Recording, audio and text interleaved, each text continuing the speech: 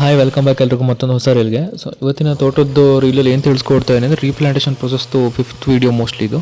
So ಈ ರೀಲಲ್ಲಿ main ಆಗಿ ಬಂದು ಟ್ರೆಂಚ್ ಬೇಕಾಗುತ್ತೆ ಕಾಫಿ ತೋಟದಲ್ಲಿ. ಸೊ ಮಳೆಗಾಲದಲ್ಲಿ ಬಸಿಗಾಲು ನೀರು ಹೋಗೋದಕ್ಕೆ ಅಥವಾ ಮೆಣಸಿನ ಬೀಳು ಹಾಕಿದ್ಮೇಲೆ ಶೀತ ಆಗದೆ ಇರೋದಕ್ಕೆ ಸೊ ಮಳೆಗಾಲದಲ್ಲಿ ನೀರು ಹೋಗೋದಕ್ಕೆ ಟ್ರೆಂಚ್ ಬೇಕಾಗುತ್ತೆ. ಸೊ ಇಲ್ಲಿ ನೀವು ನೋಡ್ತಾ ಇರೋಂಥದ್ದು ಇಲ್ಲಿ ಟ್ರೆಂಚ್ ತೆಗಿತಾ ಇರೋಂಥ ಮಿಷಿನ್ನು. ಸೊ ಮಾಮೂಲಿ ಏನು ಬ್ರಷ್ ಕಟ್ ಇರುತ್ತಲ್ಲ ಸೊ ಅದಕ್ಕೆ ಫಿಟ್ ಮಾಡ್ಕೊಂಡಿದ್ದೀವಿ ನಾವು. ಸೊ ಮುಂದೆ ಶಾಫ್ಟು ಮತ್ತು ಒಂದು ಬ್ಲೇಡ್ ಇದೆ ನೋಡಿ, ಕಾಣ್ತಾ ಇರೋ ಬ್ಲೇಡು. ಸೊ ಎರಡನ್ನೂ ಕೂಡ ಸಪ್ರೇಟಾಗಿ ತಂದು ಫಿಟ್ ಮಾಡ್ಕೊಂಡಿರೋದು. ಸೊ ಇದರಲ್ಲಿ ಕೆಲಸ ಲಿಟ್ರಲಿ ಹೇಳ್ತೀನಿ. ಸೊ ಒಂದು ಕಾವಲೆ ತೆಗೆಯೋದಕ್ಕೆ ಲಿಟ್ರಲಿ ಬರೀ 5 ಮಿನಿಟ್ಸ್ ಸಾಕಾಯ್ತು ನಮಗೆ, ಬರೀ 5 ನಿಮಿಷ ಸಾಕಾಗಿದ್ದು. ಏನಿಲ್ಲ ಅಂದರೂ ಹೆಚ್ಚು ಕಡಿಮೆ ಒಂದು ಮುಕ್ಕಾಲು ಇಂಚಿಂದ ಅರ್ಧ ಇಂಚಿಂದ ಮುಕ್ಕಾಲು ಇಂಚ್ ಆಳ ಹೋಗುತ್ತೆ. ಅಂದರೆ ಇನ್ನೂ ಆಳ ಹೋಗುತ್ತೆ. ಈ ಕಡೆ ಇನ್ನೊಂದು ಕಾಣ್ತಾ ಇದೆಯಲ್ಲ ನಿಮಗೆ ಶಾಫ್ಟಿಂದು ಒಂದು ಎಕ್ಸ್ಟ್ರಾ ರಾಡ್ ಕಾಣ್ತಾ ಇದೆಯಲ್ಲ, ಅದನ್ನು ಬೇಕಾದ್ರೆ ಕಟ್ ಮಾಡ್ಕೋಬೋದು ನಿಮ್ಗೆ ಅವಶ್ಯಕತೆ ಇಲ್ಲ ಅಂತಂದರೆ. ಸೊ ನಾವು ಬರೀ ಟೆಸ್ಟ್ ಮಾಡೋಕ್ಕೆ ತಂದಿದ್ದು. ಸೊ ಮೊನ್ನೆ ತಂದಿದ್ದನ್ನ ಟೆಸ್ಟ್ ಮಾಡ್ತಾ ಇದ್ದೀವಿ.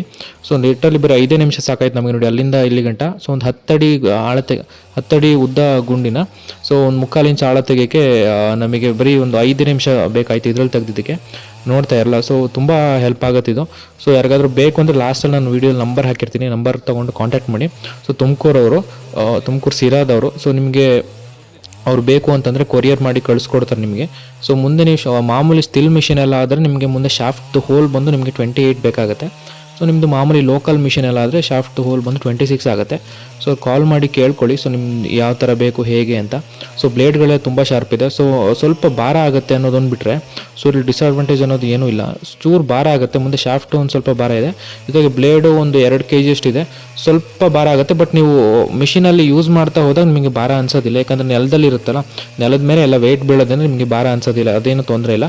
ಈ ಕಡೆ ರಾಡ್ ಇದೆಯಲ್ಲ ಅದನ್ನು ಬೇಕಾದ್ರೆ ನೀವು ಕಟ್ ಮಾಡ್ಕೋಬೋದು. ಇಲ್ಲಾಂದರೆ ಈ ಕಡೆಗೂ ಕೂಡ ಒಂದು ಬ್ಲೇಡ್ ಹಾಕೋಬೋದು, ಇನ್ನೊಂದು ಬ್ಲೇಡು ಈ ಕಡೆಗೂ ಹಾಕೊಂಡ್ರೆ ನೀವು 2 ಕಡೆನೂ ಗುಂಡಿನೂ ಒಟ್ಟಿಗೆ ತಗೊಂಡು ಹೋಗ್ಬೋದು.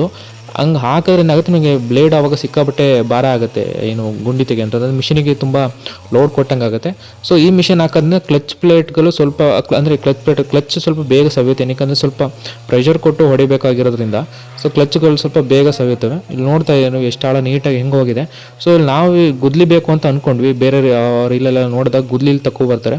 ಸೊ ನಮಗೆ ಇಲ್ಲಿ ಗುದ್ಲಿ ಅವಶ್ಯಕತೆನೇ ಬರಲಿಲ್ಲ. ಒಂದು ಕಡೆ ಒಂದು ಸಾಲಲ್ಲಿ ತೊಗೊಂಡು ಹೋಗಿ ಮತ್ತು ಇನ್ನೊಂದು ಕಡೆ ಇನ್ನೊಂದು ಸಾಲಲ್ಲಿ ತೆಗೆದ್ಬಿಟ್ಟು ಮಧ್ಯದಲ್ಲಿ ಏನು ಉಳ್ಕೊಳ್ಳುತ್ತಲ್ಲ ಅದನ್ನು ಸ್ಲ್ಯಾಂಟಾಗಿ ತೊಗೊಂಡೋದ್ರೆ ಆಗುತ್ತೆ. ನೀವು ತೋರಿಸೋದ್ನಲ್ಲ ಅದೇ ರೀತಿ ಸ್ಲ್ಯಾಂಟಲ್ಲಿ ತೊಗೊಂಡೋದ್ರೆ ನಿಮಗೆ ಕಾವಲೇನೇ ಆಗೋಗ್ಬಿಡುತ್ತೆ ನೋಡಿ. ಮತ್ತೆ ಬೇಕು ಅಂದರೆ ನೀವು ಆ ಕಡೆ ರಾಡ್ ಕಟ್ ಮಾಡಿಕೊಂಡು ಮಾಡ್ಕೋಬೋದು. ಇದ್ರ ಫಿಟ್ಟಿಂಗ್ ಪ್ರೋಸೆಸ್ ಎಲ್ಲ ಬೇಕು ಅಂತಂದರೆ ನಂಗೆ ಕಮೆಂಟ್ ಮಾಡಿ. ಸೊ ನೆಕ್ಸ್ಟ್ ಇಲ್ಲ ನಾನು ಆದಷ್ಟು ತಿಳಿಸ್ಕೊಡೋಕೆ ಟ್ರೈ ಮಾಡ್ತೀನಿ.